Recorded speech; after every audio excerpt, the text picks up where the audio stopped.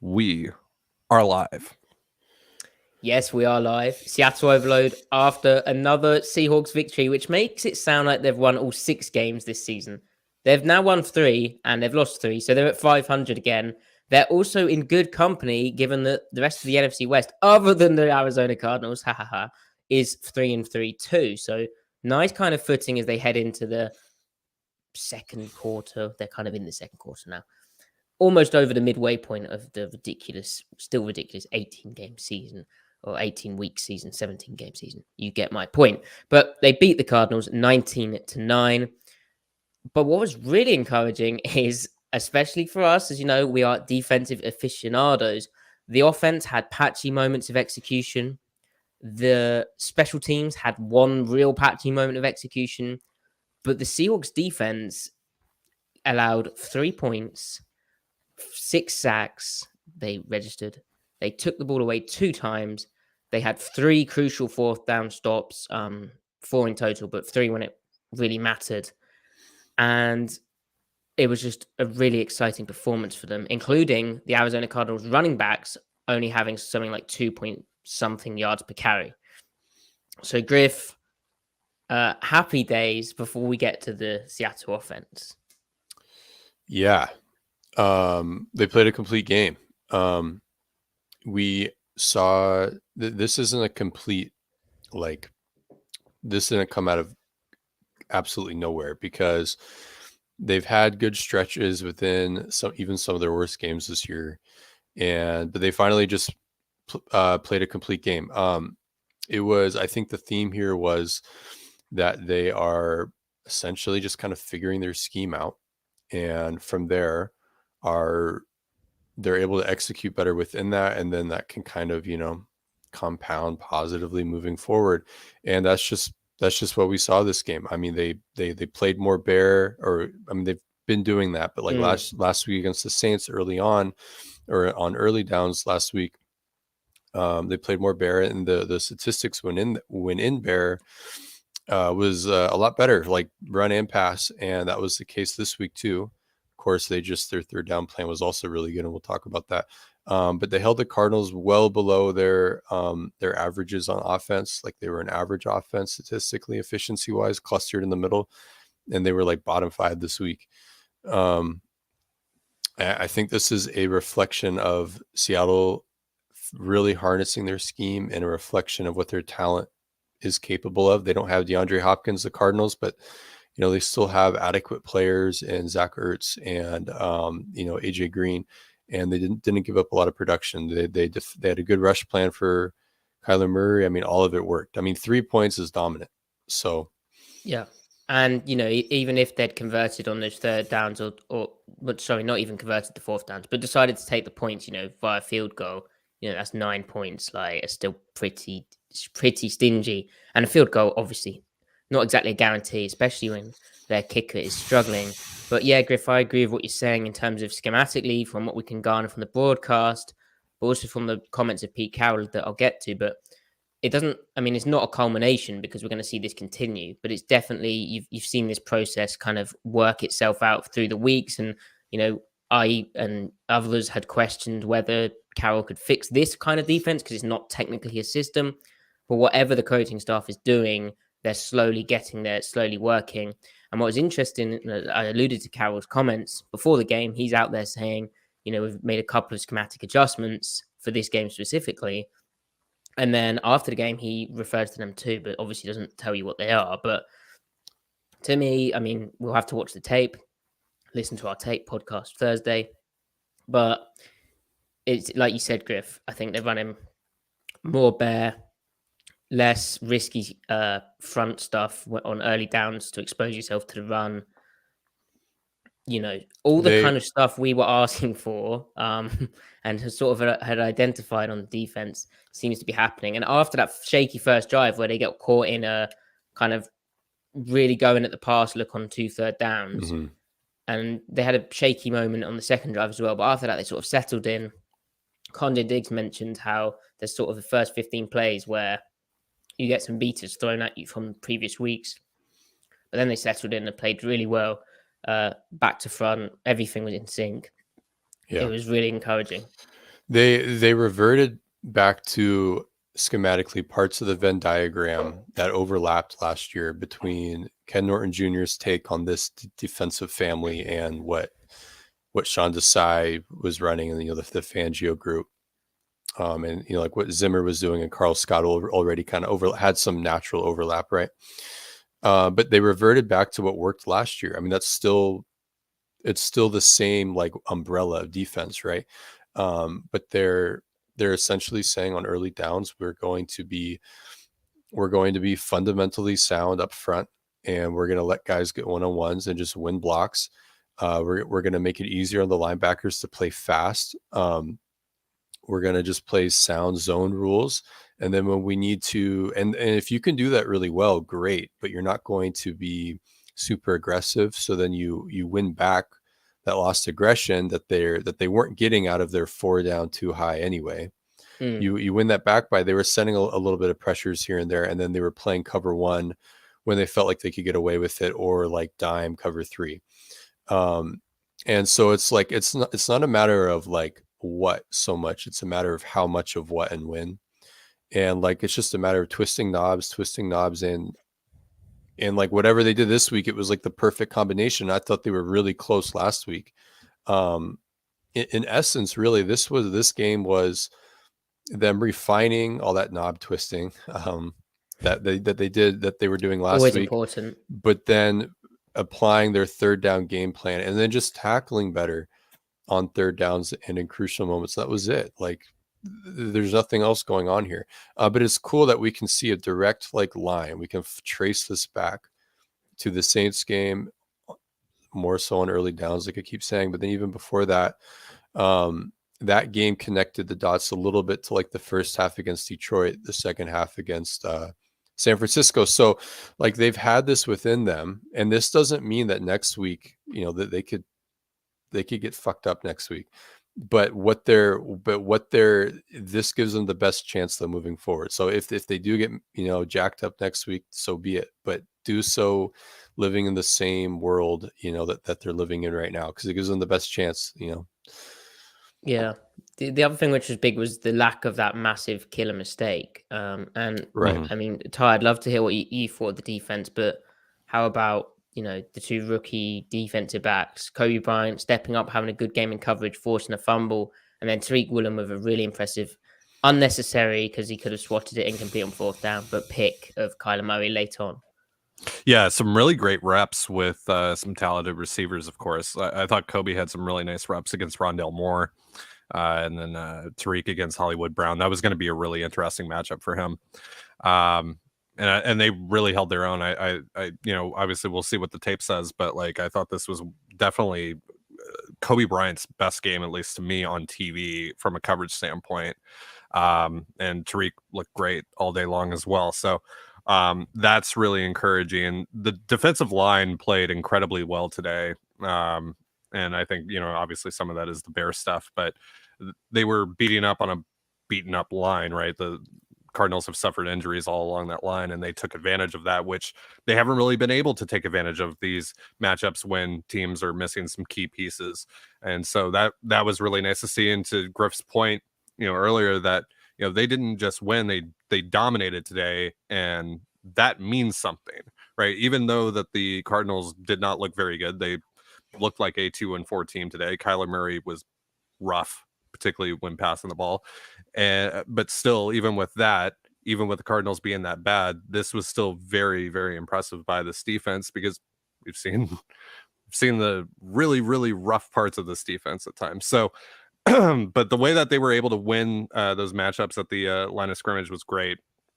Being able to get consistent pressure on Murray, and like you said, I think Cardinals running backs averaged like 2.7 yards per carry or something like that. So they were able to stuff the run, and aside from what Murray was doing, scrambling and all that stuff, and they were able to get to Murray and contain him in the pocket, and so that was great. Yeah, and Darrell Taylor, by the way, specifically, had probably his best game of the year too. That was really nice to see. Yeah, definitely. And I think that's, especially with the pass rush, I think that is just opportunity. Like again, talking about the last few weeks showing signs of this, Darrell Taylor there were signs he was going to heat up. Like they were trying to get him one-on-one. They just didn't have enough clear passing downs for their schematic ways of getting him one-on-one to really pop. This game, they had way more passing downs and clear pass situations. And they almost had like a whole quarter of Arizona basically becoming a one-dimensional team. Yeah. And so they were able to go at it. And, there was a bit of sack stat padding towards the end. But Ty, I do agree there was consistent pressure throughout. I think they had a good rush plan in terms of keeping Murray largely in the pocket. I think also, line of scrimmage wise, they did really well against the run game, as you were saying as well, Ty, knocking guys back, winning the trenches. And yeah, Remember that really Brian exciting. Monet? Remember that rep that Brian Monet had where he just drove the center Right. back? Right. And I think that's partly, the crowd coming into the game, like switching up like the Cardinals' cadences. But their line seems slow off the ball all game. And maybe that's lack of experience, lack of working together, lack of talent. But I think also, I think they're a bit shell shocked, and I think the noise got to them a bit as well. So that was good stuff. Griff, where do you want to take the defense? Well, yeah, the fact that they did this without Al Woods is pretty cool. I think part of Mona's struggles, I feel like he's just better reading the game, playing off the center, being a 0 technique, 1 technique. Maybe he's just not comfortable seeing the game, lined up across from guards. I don't know if there's really anything to that or not, but I mean, he just played really well this game. He was just winning blocks. It was nice to see Poona Ford kind of regain himself, look like himself for a full game too. And then with the pass rush, them playing Bear, but one of the benefits that Bear does give you in the pass rush department is like the symmetry of it. It's really easy to, not easy, but it lends itself toward, designing twists and stuff, and getting guys free up the middle. So like we saw that one Ryan Neal sack. I mean, that was really well designed. It reminded you a lot of like the dime package they used last year in the middle of the season with both Neal and Jamal Adams out there. They're making it work now with Josh Jones and Ryan Neal. I'm excited what the tape looks like in general with the 3 safety stuff. But yeah, so it was good design, good execution.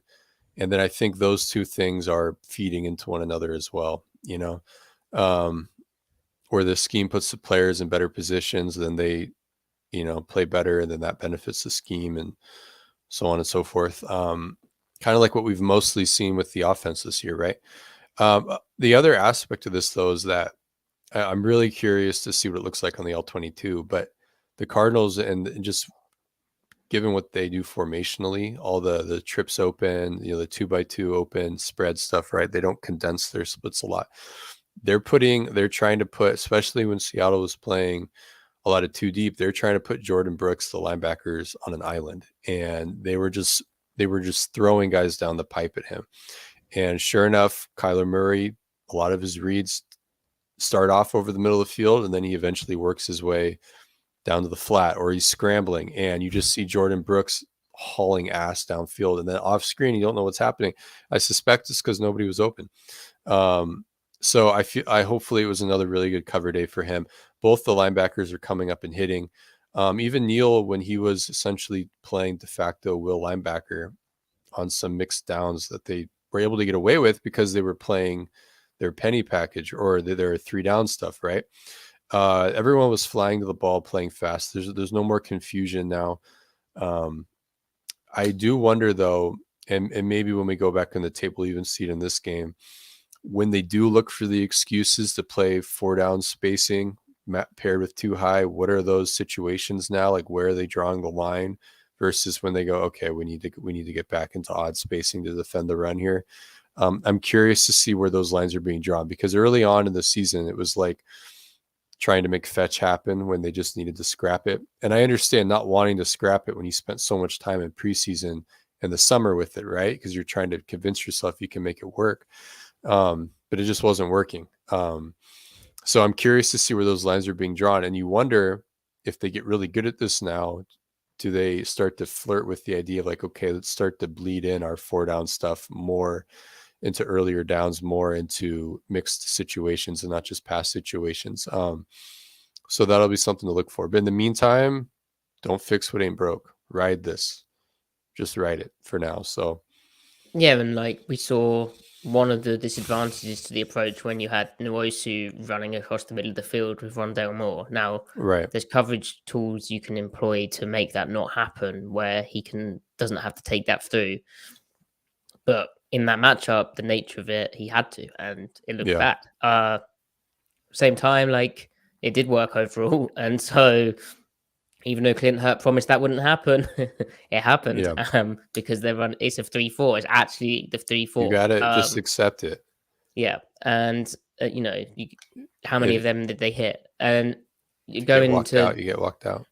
exactly, yeah. Going to the Jordan Brooks point, that fourth down stop he had where Murray got sacked on the play, but his primary read I think was like trying to get Ertz open over the middle on an under route where they ran 3 up the pipe and thought it would run off Brooks to the number 2, but Brooks just went rapidly from 3 to the 2 with very quick processing and took the under route of the 2 receiver across the middle with burst and processing, and that was just excellent coverage. I think he had a superb game. He also finished with 6 tackles, so he's all over the field. And what I'd say is the fact we didn't really know, how much did the linebacker stand out? Well, not actually that much if you're just sort of got a cursory glance on the game. But that, again, is evidence of, when the D-line's struggling, when the front's struggling, the mechanics are struggling, then you start noticing linebackers because you're like, why are they so far downfield taking on a block? Or why are they getting blocked out of a play? And it's because, they've had someone thrown in their lap. Or it's because the runs burst through a gap which shouldn't have been there up front.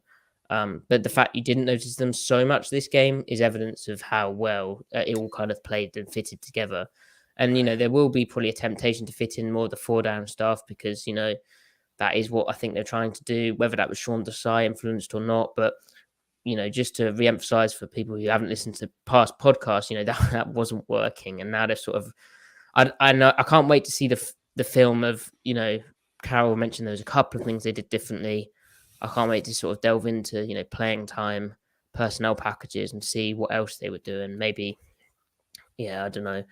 But yeah, very exciting. And then you can do all the cool passing down stuff still. Like, you mentioned that sack where looks like Ryan Neal's backing out of the mugged front, but they've already forced man protection. Then I think it was Brooks was the other mugger. Yeah. But he drops over the uncapped 3 receiver, which it looked like Neal was covering, and Neal comes through the weak B gap. And it just breaks their man protection, especially with their inexperience and their difficulties up front. And what was cool about Brooks's coverage there on that receiver that you're talking about is because he's coming from the mug, right? So there's a huge danger of overrunning that receiver and getting undercut, but then you see him shuffling and tempoing his break. And it's like there are like 4 or 5 dudes that just trust themselves that are 240 pounds and trust their speed to play routes that way, like especially on a slot receiver coming from the A gap. I mean, right now in the league, for my money, it's Fred Warner, and then there's probably a name or two I'm forgetting, but what comes to mind is Demario Davis, and then it's Jordan Brooks, then it's everybody else at linebacker. I mean, there are only just so many guys that weigh that much at that composition that can move like he does,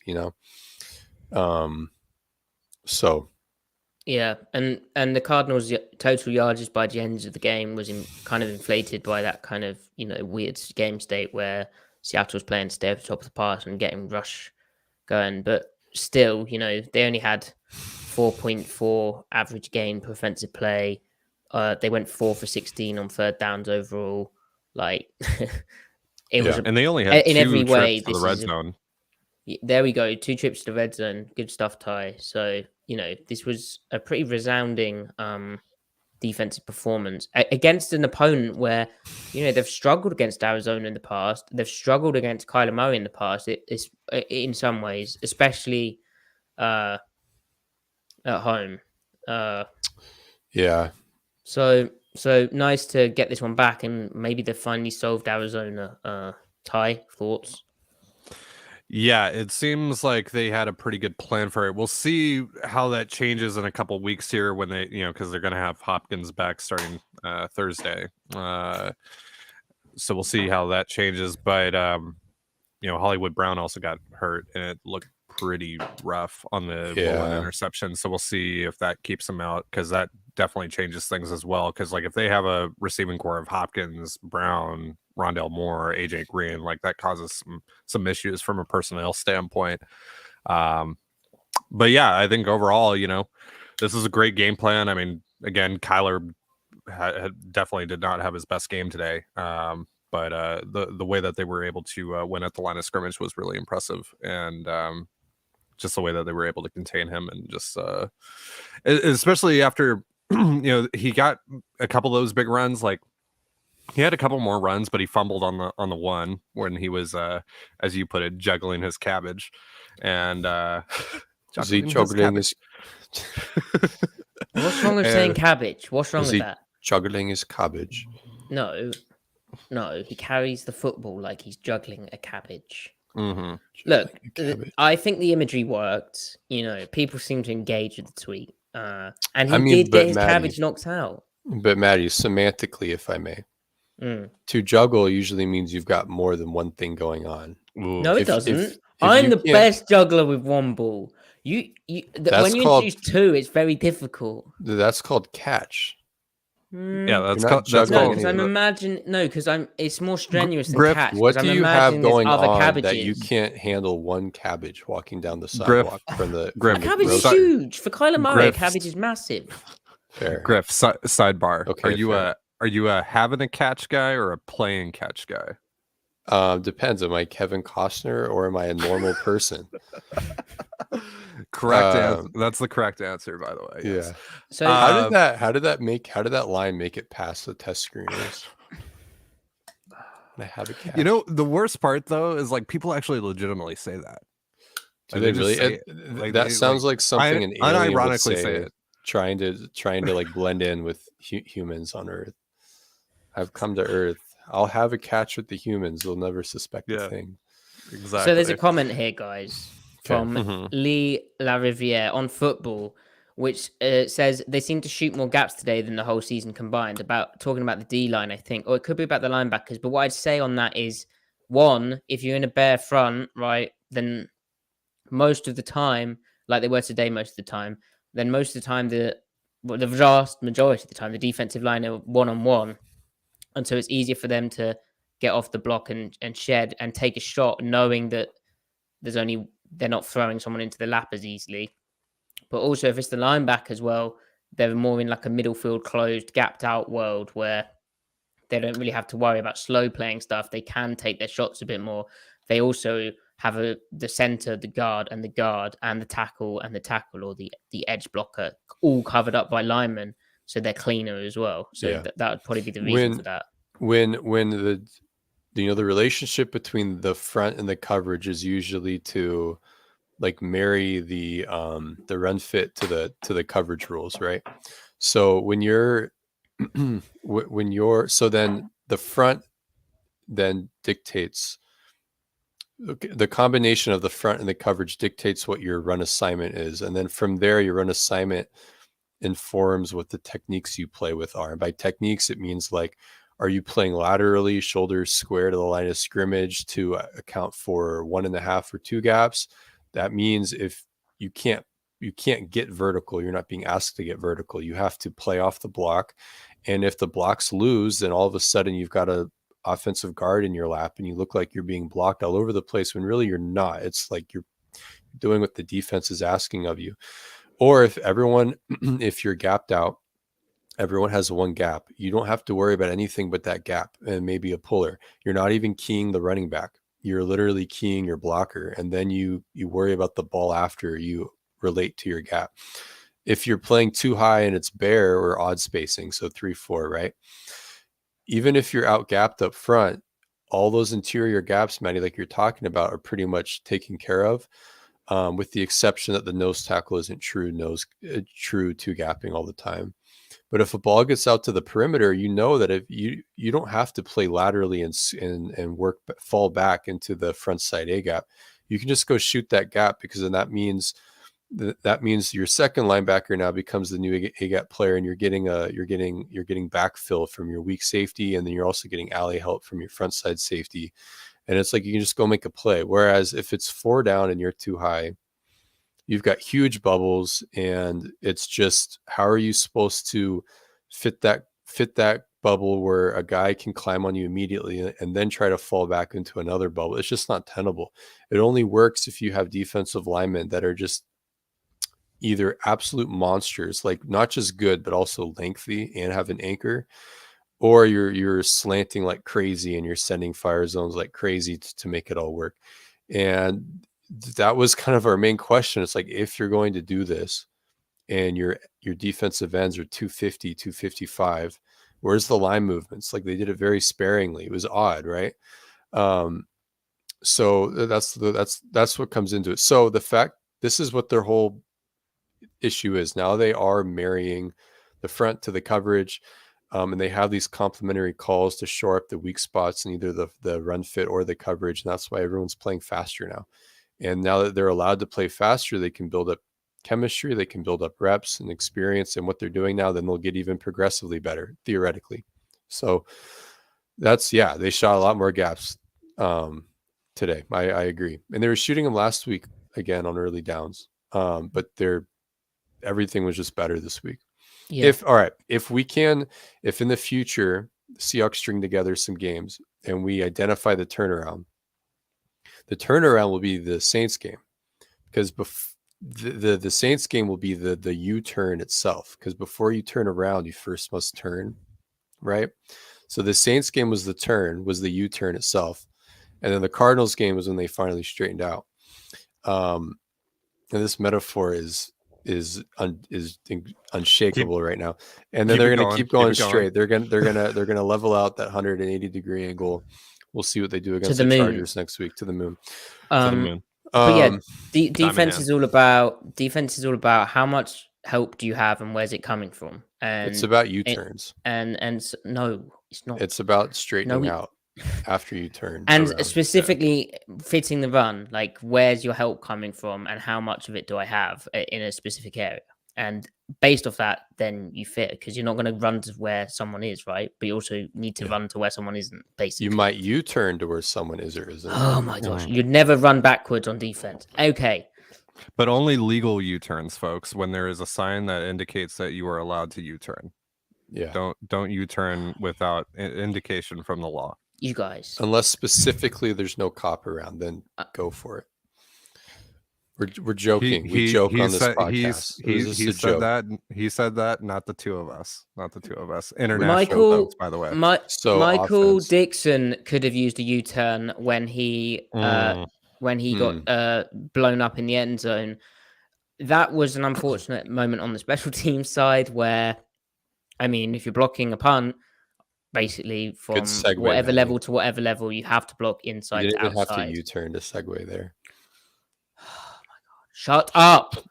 So he took. This is what happens when the Seahawks finally have a good defensive performance. We're like completely. Griffin's unhinged. delirious. I get angry because it's 3 a.m. All right. Ty provokes. How about this? I'm the best at that. How about this? I'm elite at that. Don't fumble in the end zone. Yeah, he should have gone in the cradle position, right? But also, like, block from inside to outside. Don't let interior penetration. I don't think there's much more to say on that disaster, but fortunately, it didn't kill the Seahawks. The Seahawks really miss Travis Homer.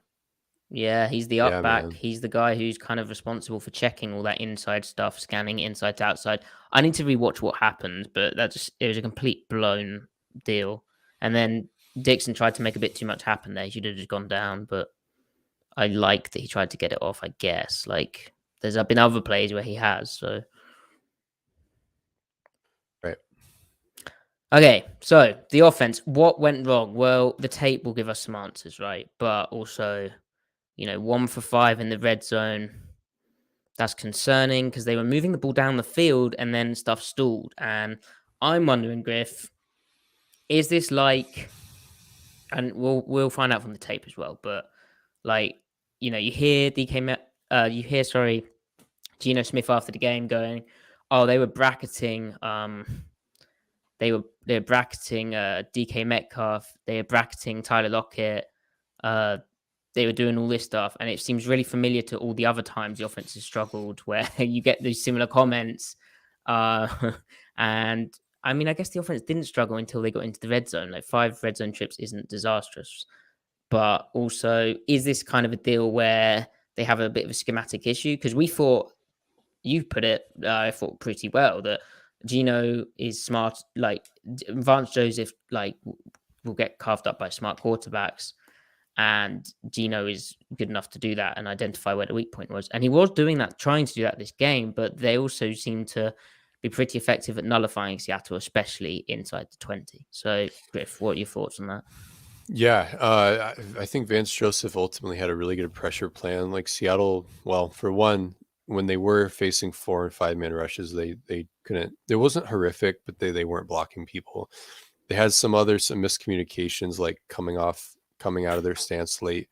But then they were just a lot of free rushers, and on a couple of them, I mean, Gino did throw hot. He didn't land every shot. But then we ended up so yeah, they were winning the day on that front. But then in the second half, Waldron counters with more 13 personnel. And I mean, one, it's like, yeah, we were going to see 13 personnel anyway, because that's a package that is just really good for them right now. But then additionally, they just needed more bodies on the line of scrimmage to try to like either prevent the blitz, or if they're going to blitz, it's easier to check a guy into the protection and still try to run the play action concept you might want to run, or whatever the case may be. Well. Easier to identify as well. Like, it gives them a lot of opportunities. So, and then on those drives, they were really moving the ball, stalled one time in the red zone, as you said, but then also, of course, they had that clutch drive to open the fourth quarter where like everybody was doing well. Quarterback, running back, offensive line. I think it was just ultimately a rough day. I am curious to see, by the way, rough day in which they still scored 19 points. I mean, it could be worse, right? Because before, a rough day meant scoring however many points they scored against the 49ers. What was it, 3? Yeah, I'm really curious to see what was going on downfield. If anything was getting open, if anything was super open, like we talked about, with the Vance Joseph defense, if they left anything open, but it was impossible for the quarterback to get to it. On a couple of the plays on the broadcast, they definitely seemed like a combination of protection not being great and the coverage throttling everything down. Yeah, which is like worst case scenario. Right. I got that same impression. Yeah. Now, Gino did create on some of them. Like with his legs, he made some pretty cool plays, and then some of them it was, he still could have thrown the ball away, but like on some of the third downs, I'm not sure what the next best option would have been. We will know till we see the tape. It was good to see a little bit of Eskridge, right? Marquise Goodwin still has some skills. If actually Gino using downfield. Yeah. If Eskridge was able to lead, or if Gino was able to lead Eskridge on that one slant out of that wide stack formation, he might have been gone. That was a little bit further of a throw than it looks, because they were like so wide split, like all the way max split you can be, because it's like a run formation. I actually thought it was cool that Waldron used that formation, because they did a couple of different things out of it in that series. So it was just. It was. I mean, it goes back to what the theme of this offense is. The plays aren't that different. It's just he does them out of different formations, different dressings, and it's like the defense just doesn't know what they're going to get. So I don't know. What are your guys' takes? Well, yeah, I thought it was a really rough day for the 2 rookie tackles, especially, and it was just it was some of the blitz packages that the Cardinals were running. They were getting a lot of free rushers, like you mentioned, and it's just Gino just didn't have any time, especially on the play action stuff that they were doing. There was a couple times where you'd play fake and there's a guy right in his face, and you just and he was able to actually make a couple of really cool throws out of that as well. And just kind of make up for it. There was the one to Eskridge for sure. But yeah, so also the other issue with the line was I felt like, and maybe this is just my own head canon, but what I saw was I don't know, in short yardage situations, they weren't really able to win at the line of scrimmage of the run game either. And so that was a little disappointing. And Ken Walker was able to make up for some of that because he was just so damn elusive today. just making guys miss. A Yeah. lot of missed tackles today. Just some of like the bobbing and weaving that he was doing. It was really fun to watch. He's really fun when he gets out in space. Also, can we talk real quick about his little prance that he did on the touchdown? Oh, we're That calling was it a sick. prance. That's what I've been seeing. I saw a I'll couple call it a people prance. referring to it as a prance. I like it. I think it might be a prance. What would you call it, Maddie? I don't know. I think, well, it's definitely like a fake stiff arm. I think it was more like a dip or like a gallop. What about gallop? Prance is too. A canter, perhaps. Prance is too canter, yeah. exhibition, and it's like a show Alright. pony. It was very.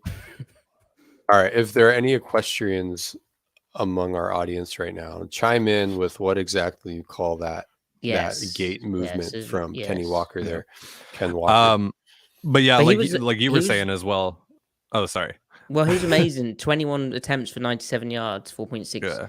yards per carry, and He like, was there's still awesome, like a man. lot of patchy like rookie elements. I think his play action pass pro. I need to go back, but it looked like there's some dodgy elements.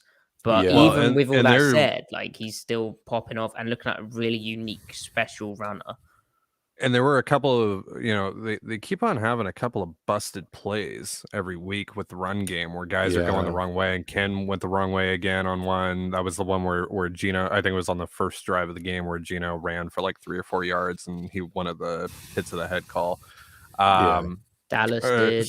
It was Yeah, TJ, Dallas did right? as well. I feel like they keep on doing this at least once a game over the last few weeks. I don't know why that keeps on happening. It's really weird. It's notable that it didn't happen with Penny though. So it's just like they need more reps thing. I mean, other backup running backs don't have these issues. I'm not saying that it's because they're a backup, but maybe with reps, Kenny or Ken Walker will get there. I agree that the Walker was really bad in protection against the Saints, and I'm sure it's purely just like he needs more time with it, right? Because we remember how inexperienced he was with it in college, and like there was a thing in training camp, like, oh, he can be really good at it, and he had good moments and everything. So I feel like he'll get there. For all the same reasons, he's an excellent runner, the lateral ability, the contact balance, and vision, right? He should be a good pass protector in time, right? But for now, it just isn't there. But some of those runs, that one where he squirted through contact on the right side, where he bounced it and it looked like he was going to be tackled in the backfield, that was just crazy, man. 4 broken tackles, wasn't it? That was crazy. I mean, that was like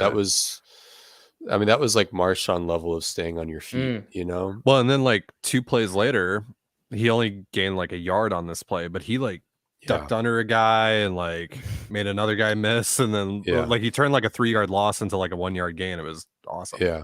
Because the other thing with the offense as well is like shaky protection, the weird run elements of like the running backs and weird pass protection of them. But also like they were just so sloppy, like the tight end, like running into the running back, Parkinson just missing his block on JJ Watt on the backside and letting. Also, what was Fant doing on that one when he caught the ball and he just like stopped? I don't know. There's just some weird elements to the offense where it's like surely, and again, like we've seen that before. You can't execute perfectly in football, but it's just like these weird, sloppy like periods where people just keep making basic errors where like just straight up missed assignments, not even like the fan thing, but more like running into the back of your player or like not blocking the guy or like going the wrong way on a run, like, and that just does tank drive. So I think that along with the protection and then the good coverage perhaps in the red zone, but it's easier to cover well in the red zone when it's 3rd and long because of a bad mistake than it is in the 1st and 10. Like you guys were saying with the coverage, like the coverage was really good in this game. I thought like Antonio Hamilton had a really good game against DK. Seems that's the other part of it. DK basically had 1 catch all game other than that last sort of happy DK catch at the end. That sluggo though in the red zone where he almost one-handed it would have been cool. And I mean, Gino put it too high, but he put it high on purpose. He just put it too high because it was a slant and go, right? A sluggo, and the corner didn't bite on the in move at all. So at that point, because otherwise you throw it on a line and you throw it lower, you throw it over the cornerback. The route isn't open, so the only way to make it work is now it's a high point Is it situation. fade? Yeah, it's a back shoulder fade now. And it was actually not the worst ball in the world, but it just wasn't. Also, DK wasn't trying to catch a back shoulder fade either, right? So if he had, he probably elevates a tick later, and then he could probably come down with it. At the same time, Gino could also put it lower. Now, had it been a slant, though, he probably catches it and then at least gets a first down. And he might break a tackle and run into the end zone. It's just a bit of irony there. Anyway, so the Seahawks offense also went 4 for 14 on third down, which is 28.6%. Yeah. So I think, I should research how many of them actually came in like inside the red zone, but it feels like, if 4 of their 5 red zone drives stalled, that's 4 of them, isn't it? So right. And at the core of it, it still feels like, and again, we'll see what the tape says. But at the core of it, it feels like a structure issue, like protection and the play calls really aren't popping.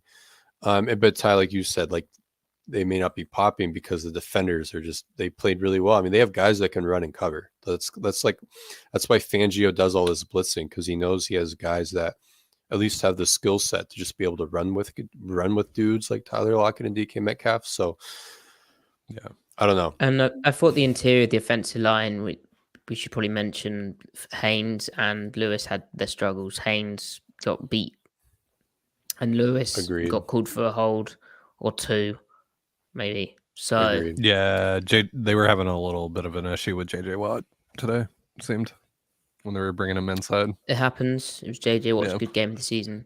But I guess a merry recap is the Cardinals throughout that game looked like way more of a 2-4 team than the Seahawks. Like, hey, it contextualizes what Seattle's working with. Is this a bottom 5 team? No. Is this a bottom 10 team? Doesn't seem like it. Are they an average team? Probably, but we'll see where they go. And in this NFC, I mean, this is probably a wild card contender. Like, yeah. I mean, like, you're definitely a wild card contender with the way they lost the Saints game and the way they lost the Falcons game. Yeah. I mean, it's a legit 3-3 team that could get better. It's not a 2-4 team that got lucky and is 3-3. You know what I mean? I guess with the way that the West is being ravaged by injuries, like they're technically a division contender right now. They're tied for first. I mean, like technically the 49ers have the tiebreaker, but ultimately that gets decided in the second game they play. So whatever. Yeah, and as Condé Diggs said, they need to start picking up and winning games, not just be a team who's like hovering around 500. At the same time, you find out a lot about a team and Pete Carroll teams, right? Like, there's the first stint of games, and then you really start trying to go on a run. You sort of figure out who everyone is. Like this NFC West, they're not all going to finish 9-8 or 8-9, are they? There's going to be a better grouping and a worse grouping. Yeah. To that note, the Rams lost their left tackle, Noteboom, today to injury. So there was injuries going on, and thankfully, which suck, obviously. Thankfully, the Seahawks came out of this game with 0 injuries, so that's big news. Right, that's huge. So I want to leave on this note, unless you guys have anything. Yeah, else leave, to add, leave, Ty. Leave. The Seahawks. You turn on out of here.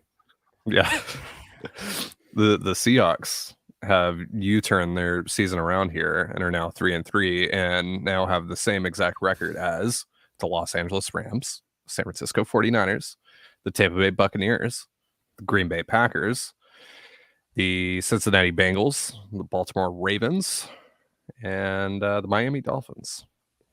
A lot of playoff contenders, preseason playoff contenders. Seahawks are right in line with them right now, folks. Mm-hmm. There you go, and we'll find out who's for real and who isn't. But we'll be back next Wednesday. Me and Ty, maybe Griff, with our press conference, Seahawks news, exciting roundup. Then Griff and I, and maybe Ty, with the tape review of this All 22, where we can really delve into what exactly happened, even though we've just told you a bit about what happened. And then, gents, the Seahawks play Los Angeles Chargers. That'll be a good test. Which is a good test. Herbert's still they're also injured, but limping along, isn't he? Yeah, who knows if Keenan Allen will play. Who knows how Justin Herbert will fare. They're also going to be on a short week because they're playing tomorrow against Let's Ride. Yeah, and if the Broncos lose, we'll have a Broncos update as well in the Ty and Matty show. So there we go. It's so maddening. I enjoy how that segment. Yeah, it's so maddening how they could be a 1-win team right now, and what that means draft pick wise. Because I feel like Seattle's going to be picking in the middle of the order in all likelihood. No. It's over. Bottom of the order. Seahawks picking 31. 31. There we go. So we're losing the Super Bowl. It was, yeah. They're look. All right, I'm not there yet. I'm not there to say like they're gonna beat the Bills. Yeah, NFC man. Josh champion Allen Seattle today. Seahawks, did you see some of that? Woof. Oh, did you see They're just playing a different sport. That game was like a different sport. Did you see the hurdle? Just a joke. Yeah, because it's like, oh, we've defended Josh Allen as a quarterback now. Oh, now he's like one of the best runners. Like, it's just a joke. Anyway. All right, NFC champion MV Gino. There we go. MV Gino. It took a hit today because he didn't have a touchdown, but he was being the point guard. Yeah, took his lumps. Some of those passes were clutch though. The one on the boot where he's got 2 rushers on him and he gets it to Eskridge. That was nice. The one to DK on the 3rd down. Then he had another hot route, out route. I think is that the one to Goodwin? I don't remember. The throw to Lockett on 3rd down to pick it up when I think the drive they ended up scoring on where he undresses their coverage after waiting because they're disguising the heck out of it. Anyway, Take Podcast will talk about that. Thank you everyone for tuning in live. We got so many viewers, very exciting. Thank you everyone who's listening as well. Please do like the video if you're watching, subscribe to the channel if you're watching, download the podcast. Give us a 5-star review to our Twitter accounts. Yeah. Follow our Twitter at Seattle Overload. Follow me at Matty F. Brown. Follow Griffin at C Mike Spinmove. Follow Ty at Dane GNZLZ. And we appreciate all of you. Thank you so much. And the Seahawks won, so it's a good day. And make legal U-turns only. Yes.